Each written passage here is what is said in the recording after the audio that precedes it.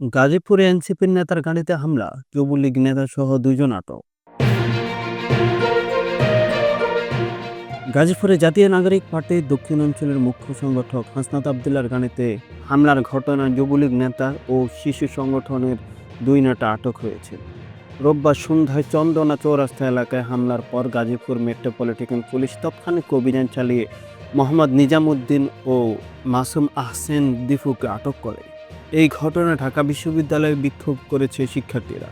তারা আওয়ামী লীগ নিষিদ্ধের দাবি জানিয়েছিল এবং 24 ঘন্টার মধ্যে হামলাকারীদের গ্রেপ্তারের আলটিমেটাম দিয়েছেন। বিস্তারিত জানতে চোখ রাখুন আমাদের পরবর্তী ভিডিওতে। ধন্যবাদ।